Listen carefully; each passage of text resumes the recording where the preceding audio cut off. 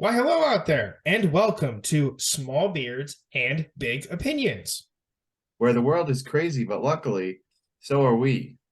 My name is Eddie Boyce. And I'm Shaner. Welcome back to I can't.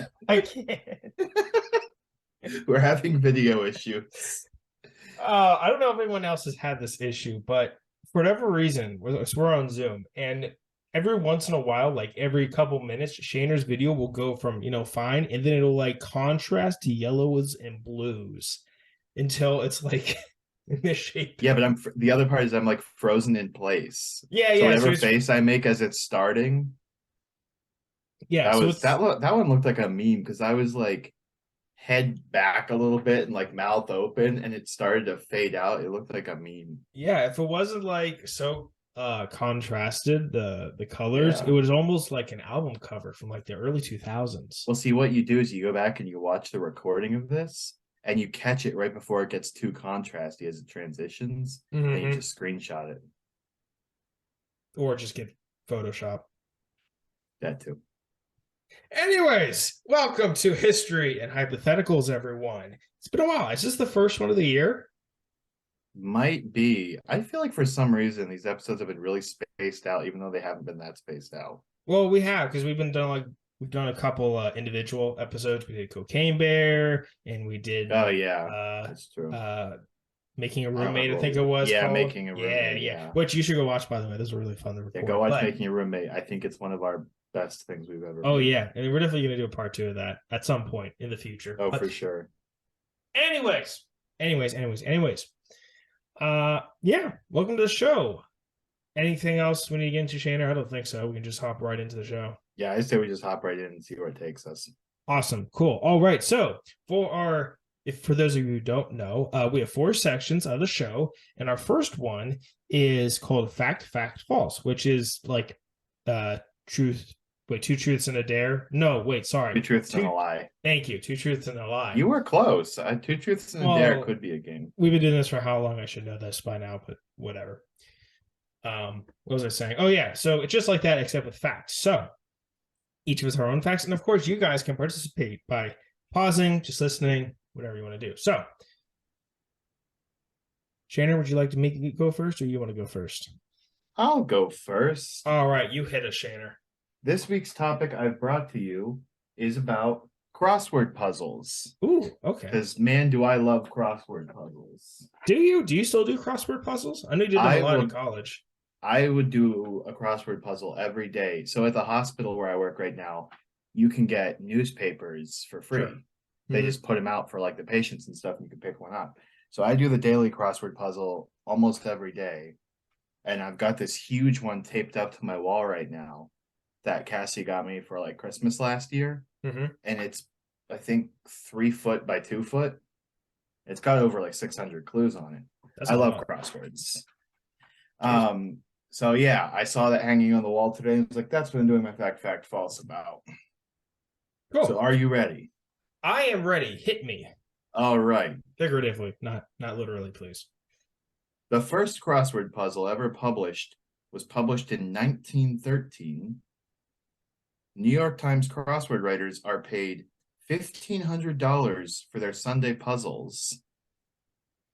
And the original crossword puzzles were named after the New York Times founder, David Cross. Very New York Times-y theme, along with the crosswords. I think they're so integrally tied to New York Times. Yeah. Could you repeat all 3, please? I can and will, just for you, because you ask so nicely. Thanks, Shaner. You're such a guy. I try. The original crossword puzzle was named after New York Times founder David Cross. New York Times crosswords writers are paid $1,500 for their Sunday puzzles, and the first ever crossword puzzle was published in 1913.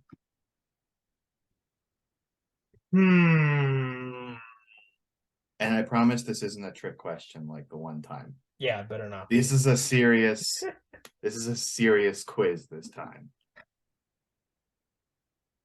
This is a really good one. You did a good job because I'm not even remotely sure which one is false. I feel like you should know this, but I'm not going to tell you why until I tell you which one. I mean, it's newspaper related, so I should have some inkling, but I don't. You went to school for this. Yeah, well, not for crossword puzzles. I'm going to go with one where um, it was named after a guy named David Cross. That's my answer. And why That do one you is select false. that one? Why did I select that one?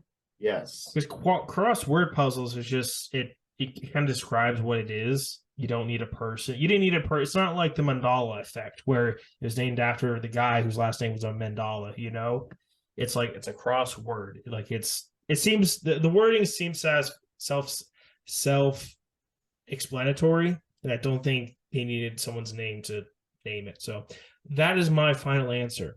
Well, Eddie, fortunately, you are correct. Yes. David Cross is not the founder of New York Times. He is indeed an actor, and I pulled that name out of nowhere because he had the name Cross. Okay, that's a good one. I was hoping cross word puzzle would kind of throw you off.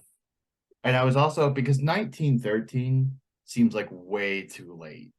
I feel like crossword puzzles have been around before 1913. Yeah, that one made me That- think too, but also there were a lot of things that I thought were founded earlier that weren't, so Yeah. it made sense. And I do want to call attention to the fact that New York Times crossword puzzle people, the people that make these crossword puzzles, $1,500 a puzzle for their Sunday ones and $500 a day for their regular ones. I mean, when you're doing it for this long, and yeah, they have to be top notch, then yeah, I can understand why you make that much for one crossword puzzle. That's it has to be crazy. fresh, it has to be new every single time. Well, they recycle clues.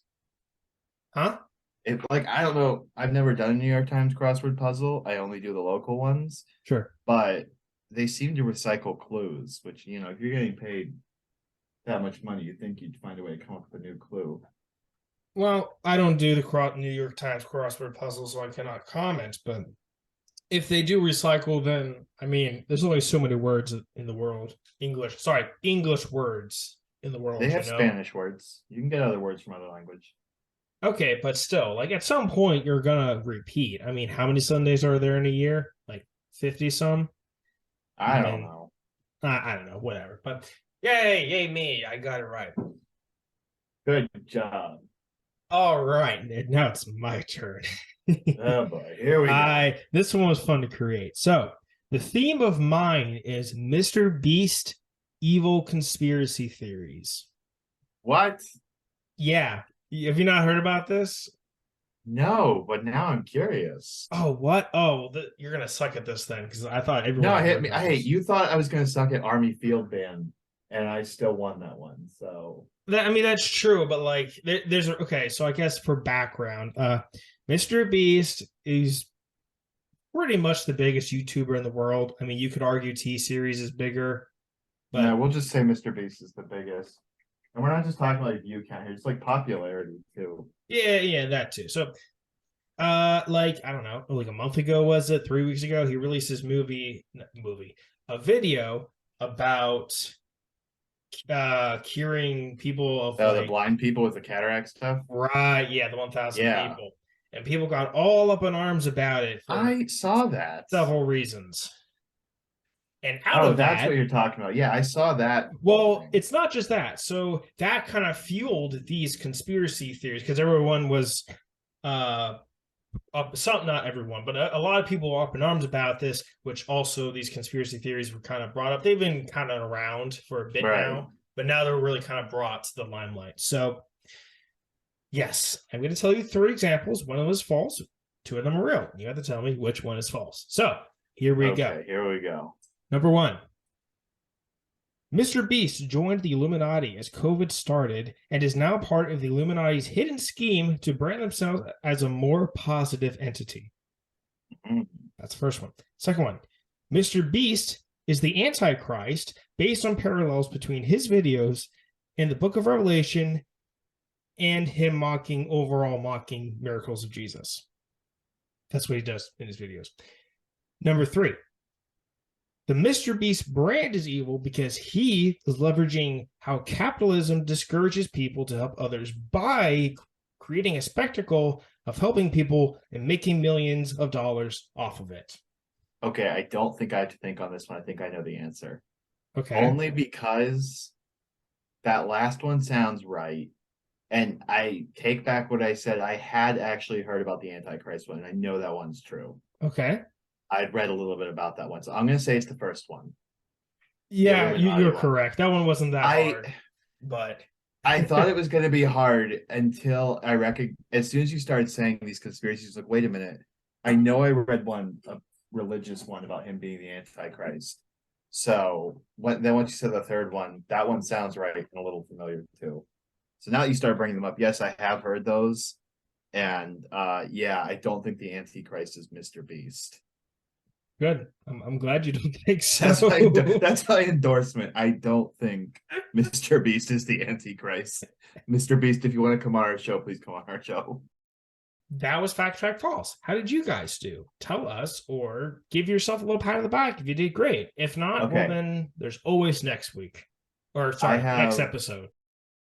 Next segment is If You Were, which I give a hypothetical situation, which me and Shaner both have to answer on however we would answer. And of course, you guys out there can participate too if you want. So, today's If You Were. If you were the lead director of the Pokémon TV series, what would be your choice in who succeeds Ash as the main protagonist of the show? For those of you who don't know, Ash Ketchum, as of like a few days ago, is no longer the main character of the TV series. They're going to bring in someone new. They've already revealed what the characters look like. But if we were in charge at Nintendo over there, we got a say in it, major say, what would our choice be? Ooh, now I like this one. Yeah, this is a good one. If you need time to think, I can give you my answer. No, I think I have an answer, but I'd have to run it by you to see if I'm getting the parameters correct. Okay. So, main protagonist. Just yeah, but what I'm saying is, well, see, if I were the CEO, I would. This is going to sound controversial. Sure. I would cut it after Ash and then do some prequel stuff. Mainly, now here's my idea. Mainly do a history of the Team Rocket gang. They gave a brief history in the show. You kind of learn about them. How did they get Meowth? How did they meet each other? You can explore all these different things. Where did they get their Pokemon? Okay, so I'm gonna flip this back on you. So that's fine. I still want a main protagonist, but I also have an idea of that is totally outside of it. So that could be your outside, totally new idea. Okay, so I'll pick a protagonist. Then you can pick a protagonist. Okay. So my outside just completely throw the whole series in a loop. First of all, Shaner, we all know from Star Wars that it's not good to go the prequels after. Like we already know that's not good. So I'm sorry, speak for yourself. Anyways, so I think what they should do is they should do away with the main. Sorry, let me rephrase. They should dedicate a season to a new character. So a new character at different points of like a trainer's journey. So like the first one could be a bug catcher, a Viridian. What's his life like? And just kind of have his life for a whole season. Or they could do a gym leader at a gym and like do a whole season on them. Or do a trainer that's like halfway through their journey, but then they enter some kind of crisis that they have to overcome, and they go through that first.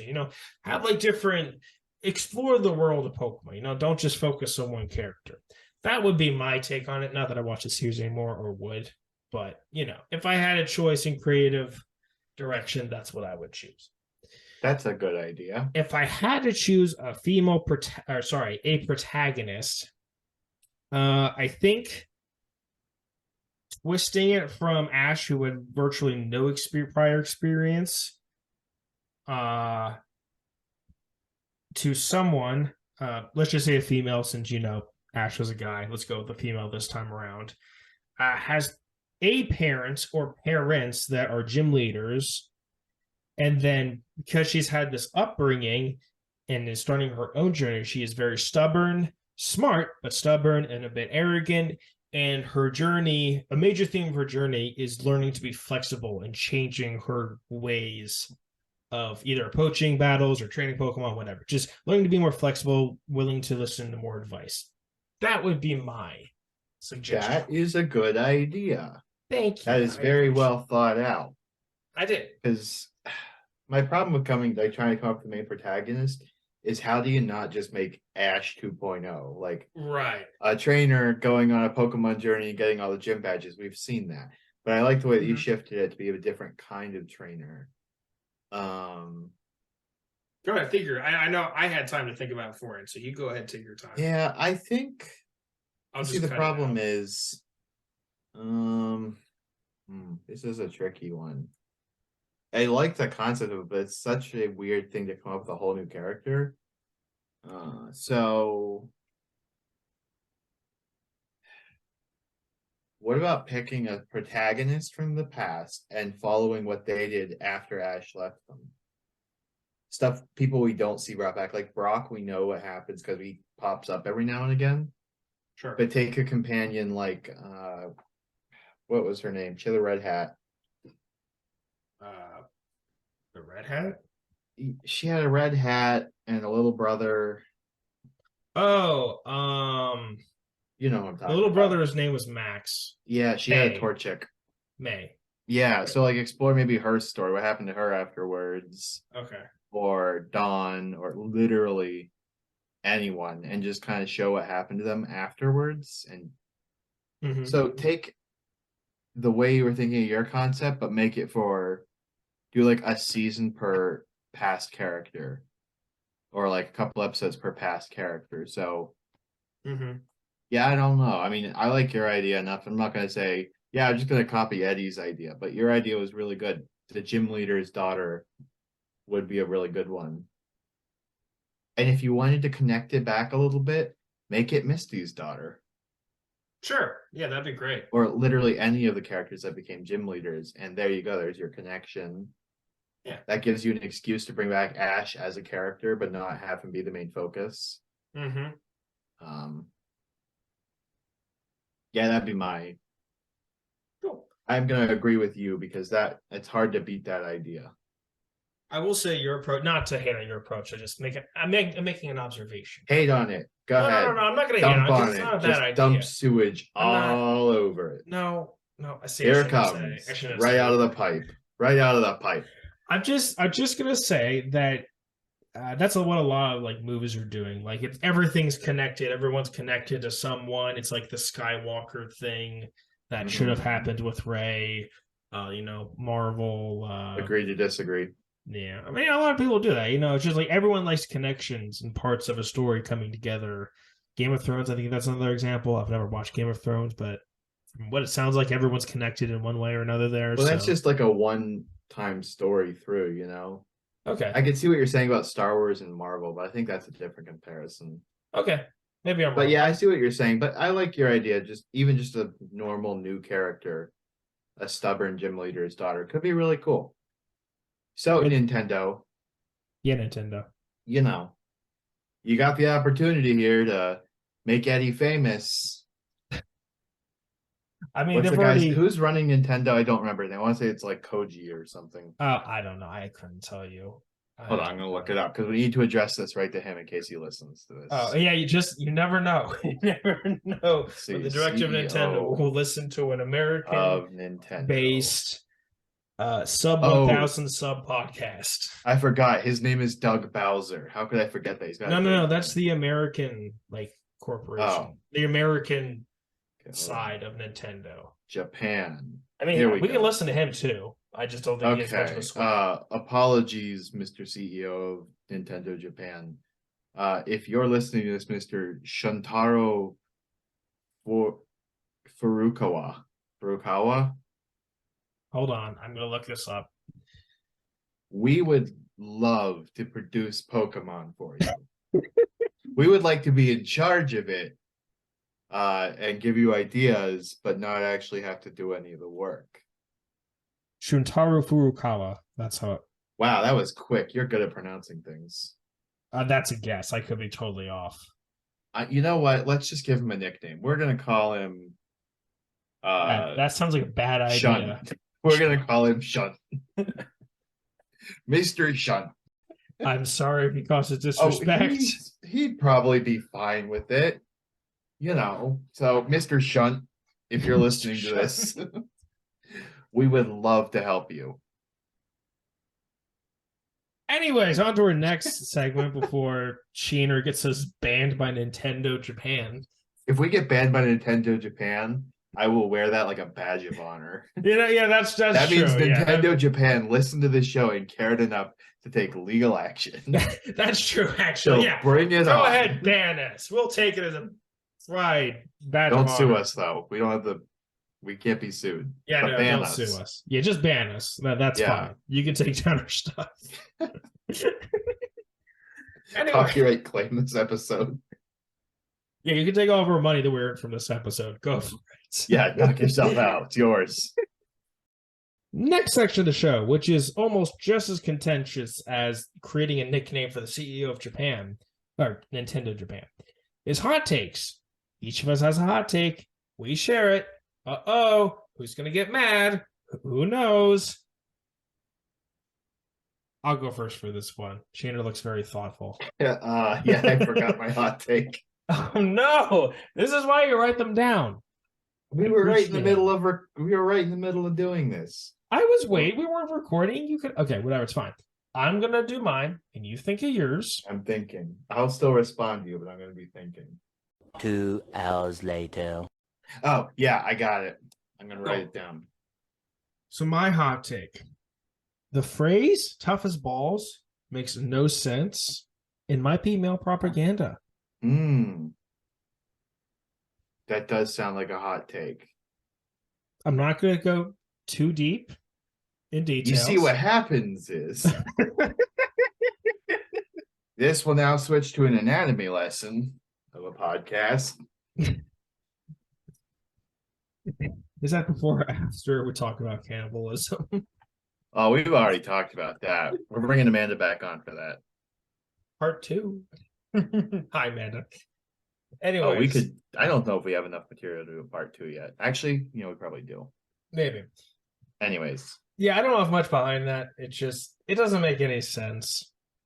I don't know how that phrase came to be. I'm looking it up. Oh, you're looking. See, this is why we have you. You actually do the research. Sorry, the Zoom call froze again. We got another great high contrasted album cover from Did Shane. we really? Great. Anyways. So yeah, it just seems really dumb. And doesn't make any sense whatsoever. Okay, so yeah, I got nothing. Nobody on the internet knows. Yeah. Urban Dictionary didn't give me any explanation. Come on, Urban Dictionary.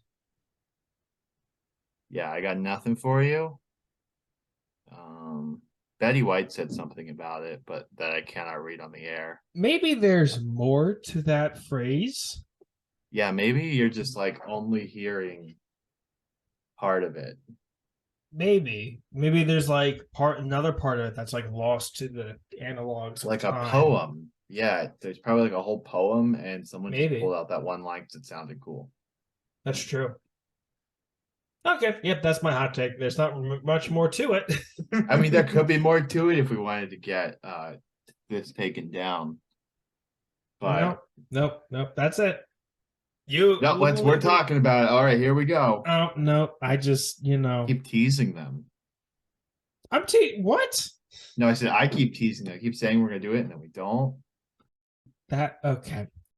So my hot take for this week is something I took from the internet, but I strongly agree with. But I do think it's a hot take because if you went out in public and said it, only a few people would agree with you, and that is sporting events are given weight. Let me think how to phrase this. They are held in a place in society that nothing else gets, it seems, and that seems dumb to me. Like the post I saw that inspired this was something like saying it's completely normal to go to a jam-packed stadium, wear your team's colors, paint your face up and everything. But if you try to take those same people, not all of them, but a lot of those same people to a Comic-Con, they would think it's dumb and stupid. Okay. Or like, and I know because there are some weird things at Comic-Con, but like, or the idea of going out to a bar to watch like a sports game, but you wouldn't go out to a bar to see like a TV show finale. Now there are some places that will do that, but they are few and far between. So, and it would seem like, it seems weird. The concept seems weird, but it seems completely normal for sporting events. And where do you draw the line? What's the difference?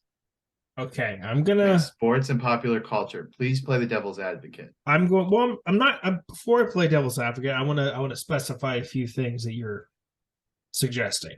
I'll make sure we're on the same page here. So, by sporting events, I'm assuming you mean like the major sports, Major sports. Yeah, so like baseball, NBA, football, NFL. College sports. Yeah. Okay. I'm not talking about like, women's college lacrosse. No offense. I know some great women's college lacrosse players.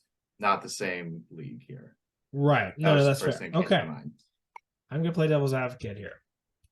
Here we go. Dumping sewage again. That sort of thing happens a lot more than you think, and that it's not very weird.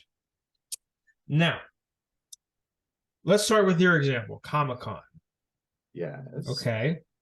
What do people do when they go there and dress up? They go there to either one, support whatever fandom they're for, be a part of the fandom, right? Get some hype evolved. Same thing as a sporting event. It's the same thing, just different focus almost. But going to a Comic-Con is seen as weird and nerdy by popular culture. It's becoming less that way as more and more people are getting into it. Sure. But let's take this back just as an example, for an extreme example, like 5 or 6 years ago. No, it's not far enough. 10 years ago, back when cons were not as popular as that, because they are getting a lot more traction now. Yeah, 10 years ago, I'm happy to see it. Sure. And football, I would say, was more popular back then. Yeah. I would say, as a nationwide thing, football was a lot more popular back then. So, does the point I'm making make sense? No, I understand what you're saying. I just don't think it's as okay, I don't think how you're phrasing the hot take is correct. So it's not that the issue isn't, your hot take is more focused not so much on the fact that, sports gets to do this and we don't. It's more, and by we I mean like Comic-Cons and stuff like that. I think it's more like how it's viewed in society. Yeah. Yours is more like how it's viewed in society. Yeah, exactly. And not so much as sports are weird. Yeah, no. I don't, I'm not going to be like, you shouldn't go out and watch sports. If that's your thing, I don't care. I don't get it personally. I've been to a couple of sports games and I don't get it. But societally, in like popular views, it just seems like that sports is somehow more socially acceptable than like going to Comic-Cons. And that's just that's a zoomed in version of the whole argument. That's just a specific example, is like going to a sports game versus going to Comic-Con. Sure. Like there's more to it than that, but that's just a way to zoom in on like one topic of it. Because then you get into I'm gonna guess, I've never seen one personally, but like some offices and stuff might let out early for the Super Bowl, stuff like that. Mm-hmm. And if I told you, like, well, not you, because you're into popular culture as much as I am, but like if you told the average Joe out on the street that wasn't as much into comic book stuff, or let's just say there's a guy, he's not into sports, he doesn't like sports like I don't, but he also doesn't like, Marvel movies or popular TV shows. Sure. He just likes gardening. Let's give him that. Let's say he likes gardening. Okay. And if I told him like, hey, I'm having a Super Bowl party this Sunday, he'd be like, oh, that's cool. And even if I invited him, he wouldn't go, but he wouldn't blink twice about it. It's a Super Bowl party. You come over, you watch Sure. Super Bowl, you have some friends over. But if I told that same guy, I'm having some friends over, we're gonna have a party to watch the season finale of, I don't know, Breaking Bad. Breaking Bad, he would think it's weird. If the average Joe, this guy might not, but if you don't have a love for it, it seems weird. But like the concept, even in my own head, saying having a Super Bowl party seems more normal than like having a watch party for it. I've done stuff like that before. Like I've gotten people together to watch episodes of TV. Sure. But just social, like how it's viewed socially, it just seems like sports gets a pass for something that would be considered weird. Okay. In pop culture. And again, that's changing a lot, and I'm happy to see it. I'm gonna take a bigger stab at this. I think I know what you're getting at, and I think I have an explanation as to why this is kind of happening. So I'm gonna take a stab tell at you this. probably why it's happening. Well, Because not why sports it's has happening. been around a little bit longer, and sports was like a national identity at one point. Well, right, yeah. So that's part of it. Like, sports used to be like almost the hobby. Like everyone would gather around for sports where everyone was doing it. However, as time has progressed into the 21st century, hobbies are becoming more and more niche. A lot more hobbies are popping up, making them more niche and dividing people's attentions away from these major things like sports, uh, uh, TV shows, that sort of thing. And so what was originally like, oh, you're not watching sports, you weird, because like everyone does it. You can't say that now because not everyone's, watching the football because you're having all these other niches be a part of it. So I think having all these niche hobbies kind of coming out is breaking that, I don't know, But we're not stereotype, talking about I what's guess. breaking this stigma. We're talking about why does that exist? And we did kind of touch on it because, sports were the national pastime. But looking back as far as like, I don't know, 2010, 2009, even back then, it would still be weirder to say like, what are you doing this weekend? Oh, I'm going to a Steelers game. That sounds normal to a person who's not super into Comic Cons. But in those times, if you would have said, I'm going to Comic Con this weekend, it would be a little odd.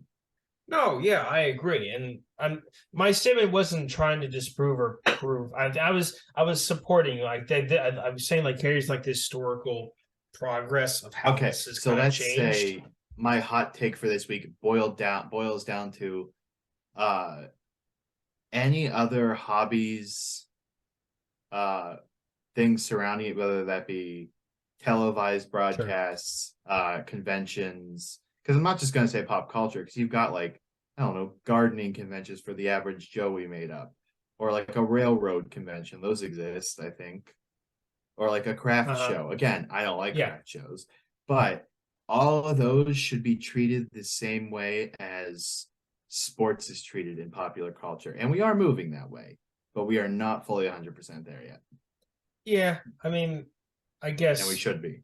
making another comment. It's more like just like generational differences. Like the internet has spawned so many different hobbies at this point that they just didn't exist 10, 20 years ago, you know?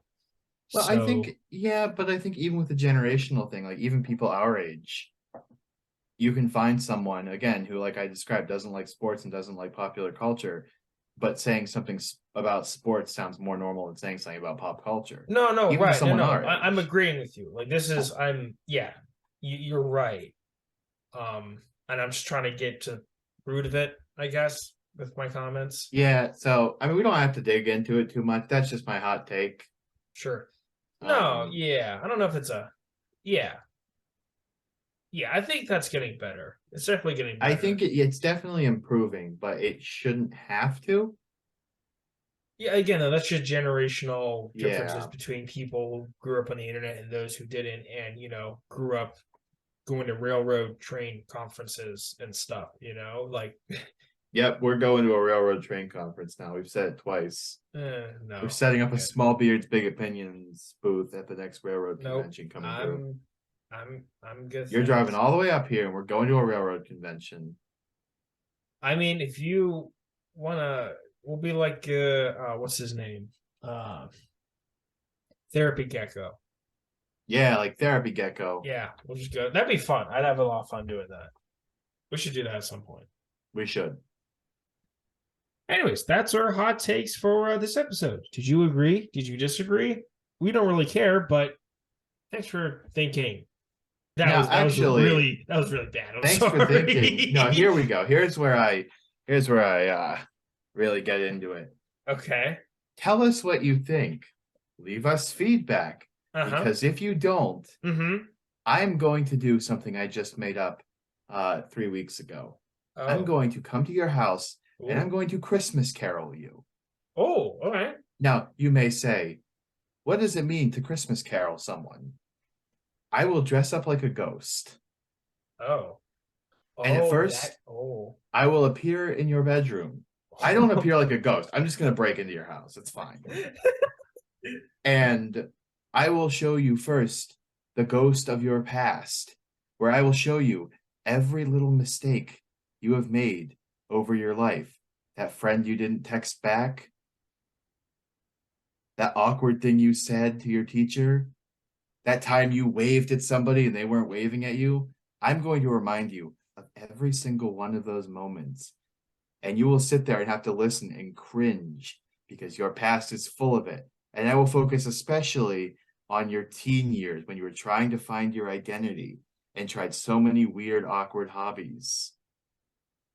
And then I will Ghost of Christmas present you, where I will take you around your house and your yard and show you all the things you haven't done, all the things you should be doing, your dirty dishes in the sink, that garden you never planted, all those things, your floor that needs swept, that pile of garbage laying in the corner waiting for you to pick it up, the unscooped litter box. I'm going to show you every one of those things and make you feel bad about yourself. And then I will take you out in your backyard or your back porch where I will have engraved a tombstone. And you guessed it, I will Ghost of Christmas future you. And I will throw you in a grave, an empty grave, and bury you alive so you can feel what it would be like if you were dead for 24 hours. Because Mr. Beast proved you could do it. Stay alive for 24 hours, buried alive. And then I'll unbury you and I'll leave you alone with a new outlook on life. So don't make me go through all that. Just comment something, even just good episode or bad episode, or comment the word soup. Soup. If you listened up to this point, just type soup. That's a 4-letter word. And if you have 2 hands on your keyboard, you can type that super fast. Soup. Do it. Okay. So yeah, let us know what you thought in the comments below. Or get Christmas caroled. I have no words. that was pretty good. I'm just saying, it could be done. The hardest part is breaking into somebody's house. No, that's and easy. No, hold on. Finding out about their past and getting the tombstone engraved. Yeah, that'd be the more difficult. Everything else, maybe digging a grave, unless you pay off someone to dig a grave. I think that's easy. Like, do you think burying someone alive is a crime? Would that count as like kidnapping? No. I'm still on their property. I'm not kidnapping them. I dug the hole in their backyard. Assault? I didn't hurt them. You trapped them in a box for 24 hours. I think that's constitutes as at least like mentally hurt. Maybe assault. All right, on for our last and final segment of the show. Wacky crimes at different times, where Shaner, of course, will walk us through a weird crime that happened in the past. So, Shaner, what do you got for us this week? I have one you might be familiar with, but I'm not sure. And I was just reading about it recently, and it's a great story. Well, it's a terrible story, but it's a crime, so it should be. Now, I have had to start digging into the not so past recently, because we are running out of fun historical crimes that I can find on the internet. There were about 4 that I could actually read out loud on the air and not get banned. Right. Look those up if you want. But this one comes to us from 2004, so it's still kind of in the That's back there. That's like 20 years ago almost. Yeah, so we're going to learn about Marvin Heemeyer. Does that name sound familiar to you? Nope. Now, Eddie, I want to ask you a question before we start this so we can get some context here. Sure. Let's say you were having some trouble with your local zoning board. Okay. How would you resolve that issue? Personally, I would have a conversation with them. Probably several conversations with them. Probably several. Now, if that didn't work, would you, I don't know, go on a crazy rampage and destroy the town? Depends. No, Not. probably not. But that is what Marvin Heemeyer decided to do. Oh, yeah. And not only did he destroy the town, he got so, mad at his zoning board that he took his bulldozer, a full-size bulldozer, and built it into a tank. Ooh. It was affectionately nicknamed the Killdozer. He surrounded it in armor plating and even made it so that you couldn't see inside of it. He had a video camera filming outside and a screen on the inside. Ooh. And he drove his Killdozer into town, where he started just destroying everything, homes, businesses, wrecking the entire town, which is impressive. But here's where it gets even more impressive: when the police showed up. And obviously they tried to stop him because he was making a mess. But how do you stop a bulldozer?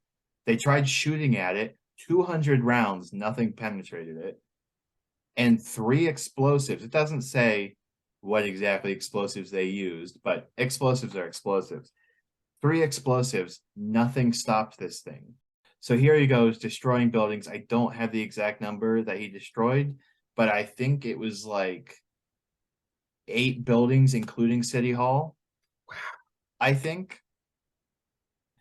And then he ended up getting stuck. He, doomed himself when he got stuck on a concrete platform and his bulldozer couldn't move.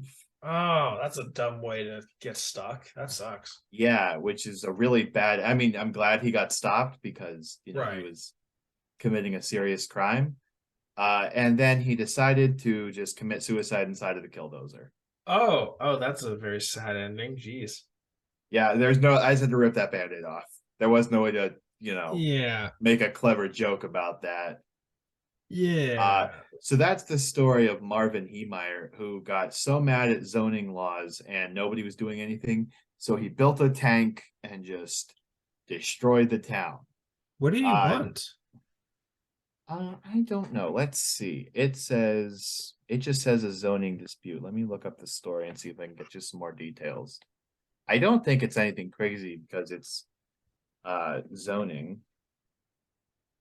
Was he like trying to expand his business? Was he trying to build a garden in his backyard? Was he I trying want to say to it had to do with his house. So let's see. build a shed? If he had to build a shed and then went on a rampage because he couldn't build a shed, that's pretty cringe. Let's see. In 1992, Heemeyer purchased 2 acres of land from the Resolution Trust Corporation. Blah, blah, blah. It was a federal agency. And he wanted to build a muffler shop. He subsequently agreed to sell the land to another person to build a concrete batch plant. Okay. Don't know why he did that after he just bought it.